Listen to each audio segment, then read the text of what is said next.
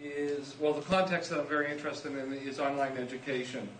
With that, when Professor Lee, Dr. Lee, gave us the idea of doing a project with a Kinect device, I said, well, how can I use it to improve online education? From that, I said, you know, one of the problems I struggle with as an online educator is the problem of writing on a whiteboard. When I'm in a classroom, when we're in a classroom, it's easy to grab a whiteboard and just write on it.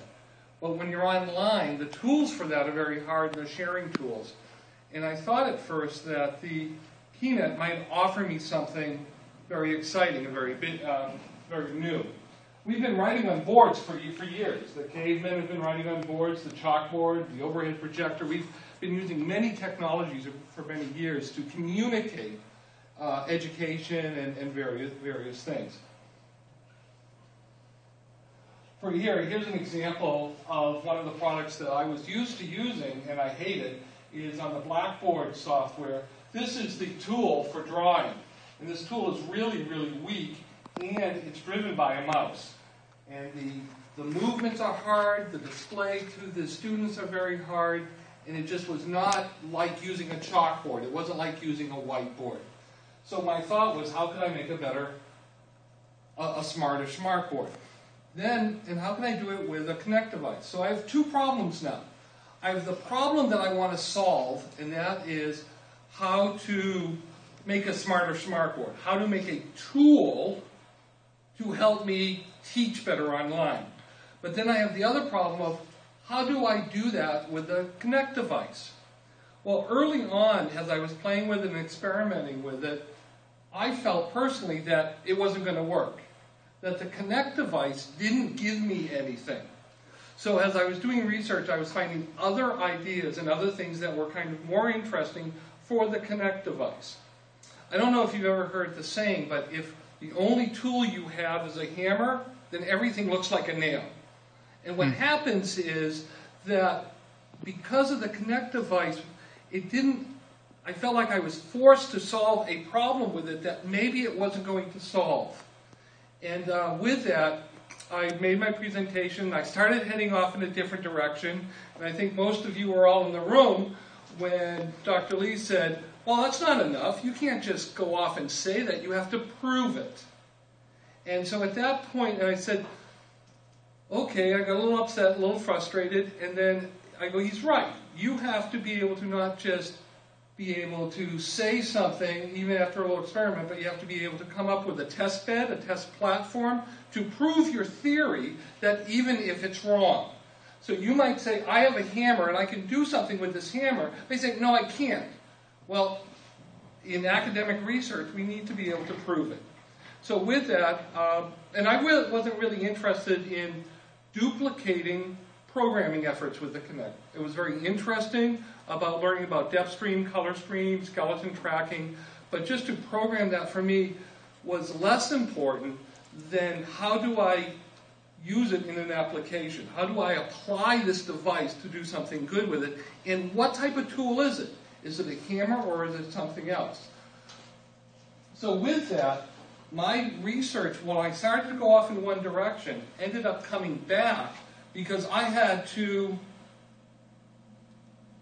understood and I had to support what Dr. Lee was trying to teach me, and that was, it's not good enough just to say something and drop it, but prove it either positively or negatively.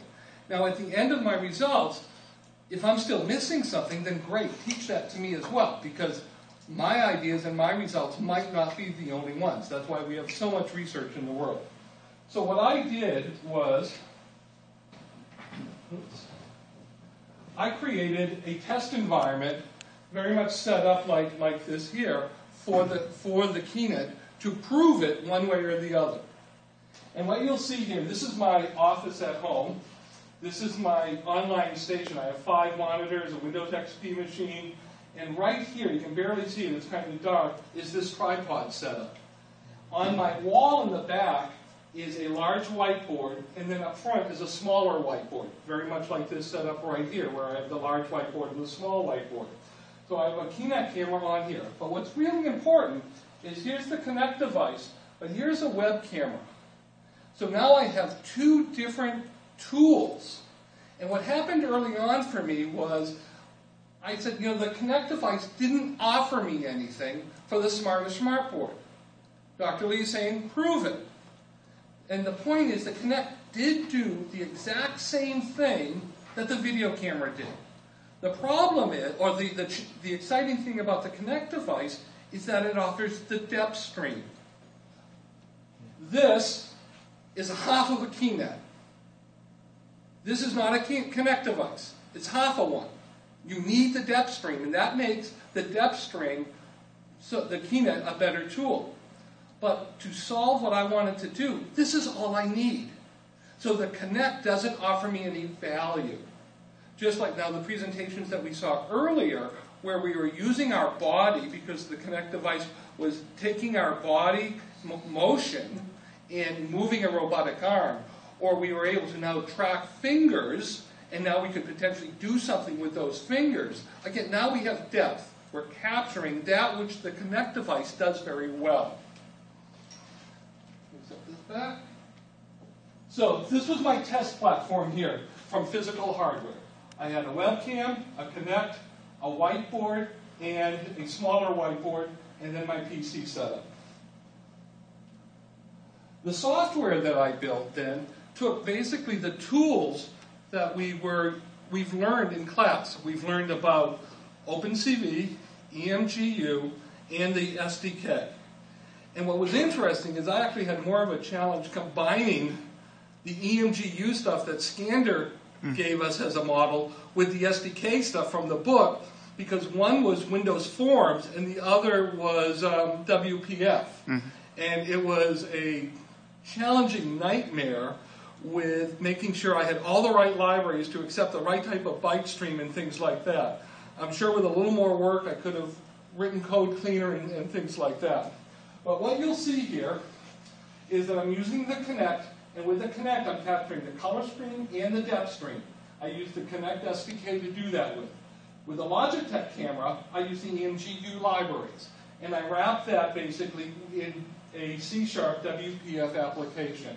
And that's what this window here is my C# application.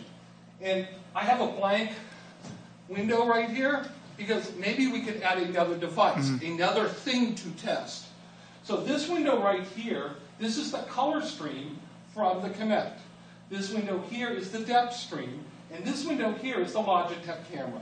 So now what I've done is I've created a platform, a tool to use for testing. One of the other things that, as I was searching the internet and looking for things, I found was a website called kinecteducation.com. And they have a tool called Kinect Paint. And that was a tool you can download. The software is open source. You can grab it, do whatever you want with it. It's an executable binary. And what you can do is you can see here, there's hands right here, and here's the display on the monitor of the software, where this gentleman's basically painting in the air. And he can grab a menu item and get a color, grab a thing and get a fine line or a thick line. And now what's happening is he is actually using the strengths of this hammer. The Kinect is now, it's a hammer and a wrench. It's doing these things. It's able to capture the depth stream to do things. Now, as I was playing and experimenting with that software, and maybe that would actually be a nice window to put in that fourth window, would be his application running. But as I was playing with it, I found that those movements were actually awkward. I found it hard and very unnatural for me. Also, the type of movements that I would want when teaching a graduate level class online would not work. So I played with it for a couple of hours and experimented and doing colors and having kind of fun. It just was awkward to do this stuff. I don't normally do this. I don't do this. I don't go like this. And maybe if I was a little younger I would. But those movements, we're talking about them being natural, I find them very unnatural for me. However, I think we're very fortunate that we are part of a very young technology. I remember when the cell phone came out. The cell phone was this big brick of a thing that now it's condensed to such a small thing. That was a very awkward technology. I think children who are in first, second, and third grade, who are using and experimenting with software like this, that's going to become natural for them. And they're going to grow up and mature with the Kinect technology that they will already have. Whoops, thank you.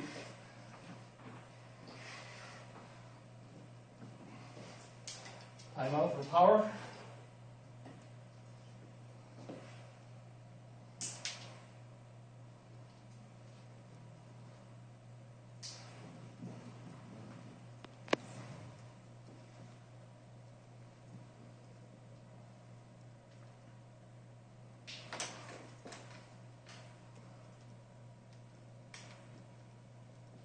Okay. Good. So, while the technology of the Kinect and the infrared and these motions and things, while it's awkward for me, and the technology itself is awkward because it's so young, I think 5, 10 years from now, the technology is going to be very, very different. And things like, Facebook 7 years ago barely existed.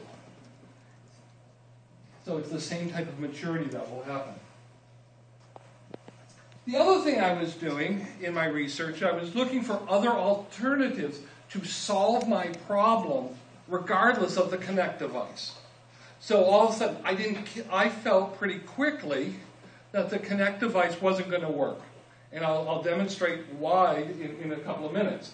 But I felt that the Kinect device and this video camera, the video camera offered the same features. The thing that the Kinect device does well and different, I didn't need to solve my problem. So what that means for me is, I might need to find some better mouse software. So maybe the tool that was in Blackboard was just a bad piece of software. I might need to maybe play with the Bamboo tablet more and some other software. I have a Bamboo tablet at work and I have one at home. And it's okay, but it's not perfect. I also had the opportunity to use one of my fellow professors' Bamboo tablet. I spent $99 on this one. He spent $350 on his. Guess whose is better? And then the other piece, and I demonstrated this in the last presentation, was an iPad application that was tied in with Gathered Education. And I really liked I liked the stylus that they recommended, and I liked the tool. However, their tool still had limitations to solving my problem, but I felt like their tool was a step there. And I also noticed that our student, when she was giving her presentation earlier, I forgot your name, when you were giving your presentation, you were actually using an iPad, because the iPad ends up being a very comfortable device to hold while you're talking. You can walk around with an iPad, and I've used my iPad for the same thing. So now, if I could take my iPad, have a PowerPoint on it, and then be able to write on that PowerPoint on top of it and draw on that, and then it be viewed up on the screen, or on an online situation where now I am just standing up, talking, drawing, and my students can see me, and this is comfortable for me. This is very comfortable for me I like to get in front of the blackboard and write. However, now I need this set up, and I need all this, and now from a hardware point of view and an implementation point of view, it seems to be awkward. And the actual Kinect itself, because the thing that it does well is step string, I don't really need it, because I just need color capture at that point. So further exploration in these other technologies might actually solve my problem better. One of the things Dr. Lee has mentioned today was the importance of measure and the importance of testing and coming up with a set of criteria to prove or disprove your theory. And that's the thing where, if you remember a couple of weeks ago when I gave my presentation, and I'll tell you, I felt like I just went right into my heart. He goes, no, that's not, you got to prove it. It's not enough just to say no. So I really tried to take his words to heart. And I said, okay, let's take the Kinect. Let's take Kinect Paint as one of the things I looked at. A webcam, a Bamboo tablet, an iPad, traditional mouse, and maybe some other options that we might want to test. And then come up with a list of criteria then to benchmark it on. I think cost would be important. The ease of setup, the usability, the software flexibility and quality, and then we could come up with other things to measure. Now, I have not had time in this project to fill in the blanks, but at least at this point, I've started writing down some of the questions. The thing that I presented a couple of weeks ago was gatherededucation.com. I still thought, and I still think, and I didn't want to lose that work as a part of this project. I wanted to include it because I felt it added value. Gathered Education is doing a very good job of using an online education tool to capture a person and display that person as an avatar. The video streaming that allows, because of this type of graphic, is so much more efficient than pure video capture. And some of the functionality that they've offered, where a teacher can have a Kinect device going into the cloud, and students can have a Kinect device, that now allows for this online sharing of a video. And sometimes, and speaking to Pano, the inventor of the software, he goes, sometimes that adds a safe value, where we don't want to see our picture. You know, it's like sometimes on online education, or you're doing an online thing, you might not show the video, but you'll talk to them. So there's some advantages, and I think some really exciting things that Gathered Education is doing, and the strength that it has, and the reason it needs the Kinect device is because it's capturing me as I move. It's capturing depth. It's capturing distance. It's doing more than just a video camera does. So in summary, I think what I've learned is that the Kinect device is best used for situations where a 3D implementation is important. Again, just because you have a hammer, everything's not a nail. So you need to decide what problem you're trying to solve, and does it make sense? In research assignment, reading assignment number 2, they gave the example of placing a Kinect device on a robot so it could measure and track its way through. Very practical application of that. One of the things I would like to know is if anybody has something that I missed, let me know, because I'm not omniscient or all-powerful, all-knowing or whatever, and I'm only one set of eyes dealing with this particular piece of research. And if a bright light shined on and you say, hey, Paul, you should have thought of this, then great. Then there's some opportunities to add to my research and maybe make this publishable.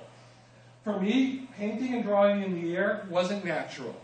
I think the technology is very young, it's very new. I think children might grow up with it, and while the children are going to grow up with that, because there's a lot of grade school education for the tool, I think also the technology itself and the software will also grow up and improve. It'll be very interesting to see where the Kinect device is 5 and 10 years from now. The webcam and the Kinect offer the same functionality for me as the whiteboard. Because basically the half that worked was the color stream. The depth stream does nothing for me, and I'll show you that in a minute. The complexity of the hardware setup was very hard for me. Also, I dealt with a lot of problems with room glare, with lights in my room, especially as it dealt with the glare from various lights in my room, as it dealt with the depth stream. And the glare was ending up problems, so I was putting blankets and towels and everything else over lights just to try to soften them. I did see that there's a lot of value to integrating software tools such as the Kinect SDK, EMGU, and OpenCV. So that was a very interesting marriage for me, and I'm really happy that I had this opportunity in class to get, I'm not a great programmer in any one of those 3 areas, but get to play with those and see some code and to see what you guys have done with some of the stuff is really kind of opened my eyes to some of the possibilities there.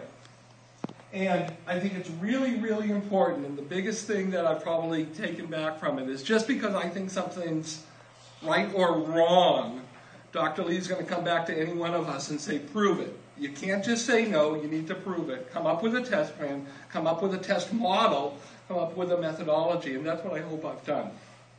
The research is clearly not complete, and like in any research, there's always more to do.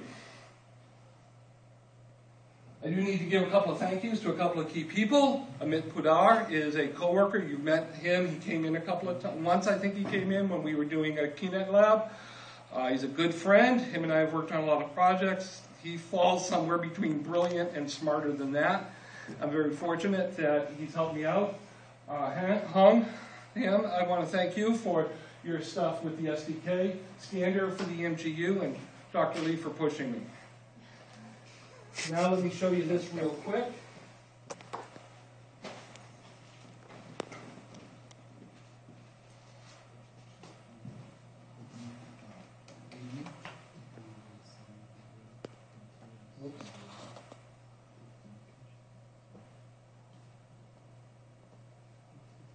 So here's the application in place, and what you'll see is this window here is the Logitech camera. This window here is the Kinect color stream, and this window here is the depth stream. Now what happens is, when I come to my whiteboard, and I write hello on the whiteboard, the color stream captures it. The webcam, it needs to be a little lower, but you can see that there we go. The web stream, the web camera captures it as well. But the depth stream doesn't do anything for me. It doesn't buy me anything because I'm not writing in the air. I'm not capturing that. Even when I come up to a whiteboard that's closer and there's difference, the depth stream again gives me no value. As I bring this up closer, you can see the coloration differences between the images because of the depth stream is measuring the distance and basically changing the shades of the object. And that's where basically the skeleton tracking and the hand tracking and stuff like that all comes in. So with this tool, I think I've proven that the value added that the Kinect device offers, and that is depth and distance, the value added that the Kinect device offers is not enough difference. It offers nothing for writing on the whiteboard, whereas a web camera does. If you remember that picture on the wall where I had a whiteboard, what I have since done is I've actually taken that whiteboard, taken the frame off of it, and I've screwed it onto the wall. My webcam now sits where it always sits in front of me, and I can easily now zoom in without moving anything to my whiteboard. I can stand up, get out from my desk, and online, and I can draw on my whiteboard. And instead of my students seeing the picture of me when I teach online, they now actually see me draw on a whiteboard using a web camera. The Kinect device would not have offered any value over that. Any questions?